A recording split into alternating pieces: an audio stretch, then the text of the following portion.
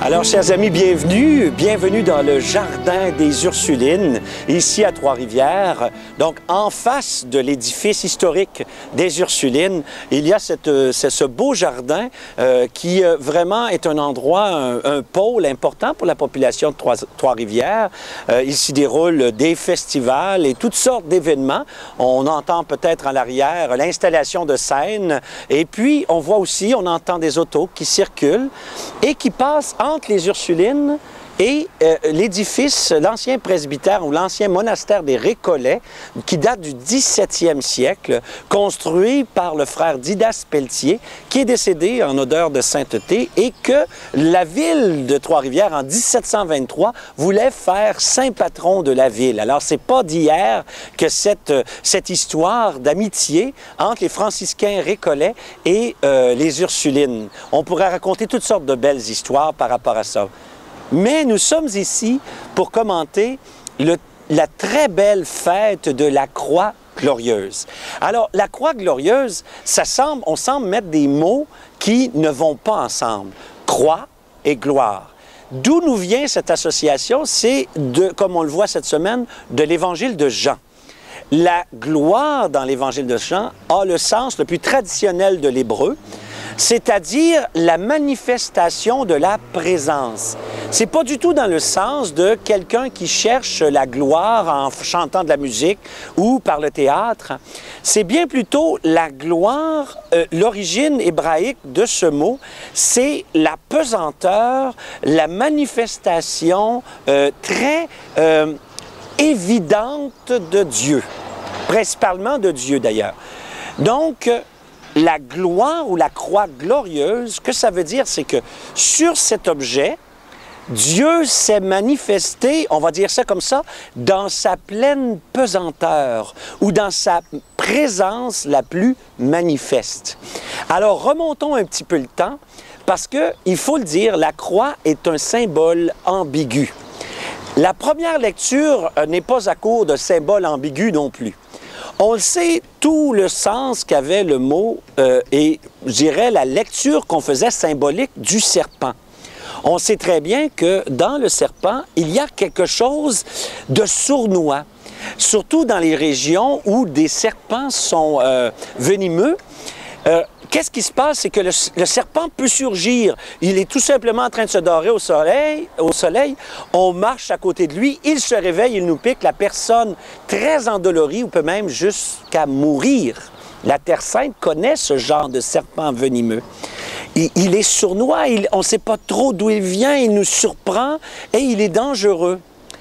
Mais dans la lecture du livre des Nombres, on voit un autre sens du serpent qui émerge. C'est-à-dire que le serpent, dans certaines cultures de l'Antiquité, était aussi un symbole de vie. Contrairement à ce qu'on croit, c'est un symbole de vie. Pourquoi? À cause de la peau qui le quitte et du renouvellement constant, le serpent était capable de se renouveler, donc de retrouver, entre guillemets, la santé après une période d'apparente mort, on pourrait dire. Et c'est ce qui est l'ambiguïté du symbole du serpent, et ça traverse toute la Bible, en fait.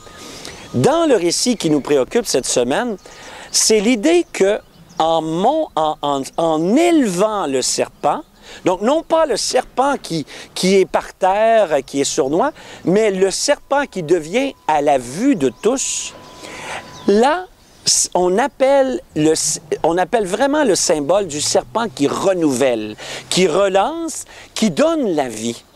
Et c'est ainsi que Moïse, quand il redresse, on va même dire, il va lever cette image de serpent d'airain, il va le lever, puis à un moment donné, il va se fatiguer, fait qu'on va falloir l'aider à le relever. C'est l'idée, bien sûr, un peu comme la lampe qu'on ne met pas sous le boisseau afin qu'elle éclaire, bien, le serpent que l'on montre en plein jour est source de vie. Et il n'y a plus de sournoiserie, c'est sa vie qu'on appelle à ce moment-là. Alors, dans le texte que l'on a, bien évidemment, c'est de donner de la force au peuple qui lutte contre l'ennemi. Alors donc, le serpent soulevé, le serpent élevé, nous permet de vaincre l'ennemi. C'est ça qui est l'idée derrière la croix glorieuse. Parce que contrairement aux autres évangiles, bien pas contrairement, je dirais c'est complémentaire. Dans les autres évangiles, Jésus accède, on pourrait dire, au ciel ou à la vie éternelle après sa mort. L'Évangile de Jean ne dit pas cela. L'Évangile de Jean, vous savez, bon, l'Épître aux Philippiens qu'on a comme deuxième lecture a un mouvement qui est très intéressant. Ce qu'il dit, c'est qu'il n'a pas retenu comme une proie à saisir d'être considéré comme l'égal de Dieu. Et donc, l'image, c'est qu'il s'est abaissé, non seulement dans la vie humaine, mais aussi le deuxième abaissement dans la mort abjecte qu'il a vécue sur la croix.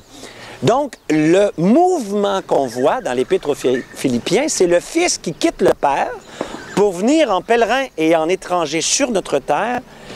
Il vient ouvrir le chemin afin de retourner vers le Père, mais en retournant vers le Père, il nous a ouvert le chemin d'accès. Et ce chemin d'accès, on peut l'emprunter quand on marche à sa suite. Donc, dans l'Épître aux Philippiens, Jésus descend, il s'incarne, il descend encore dans la mort. L'Épître de Pierre nous dira qu'il descendra encore jusque dans les enfers et qu'ensuite, il entreprend le retour vers le Père.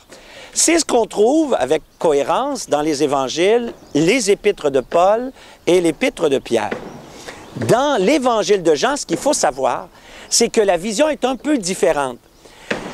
Parce que quand on parle de l'élévation du Fils, on ne parle pas de l'ascension. On ne parle pas de l'après-mort.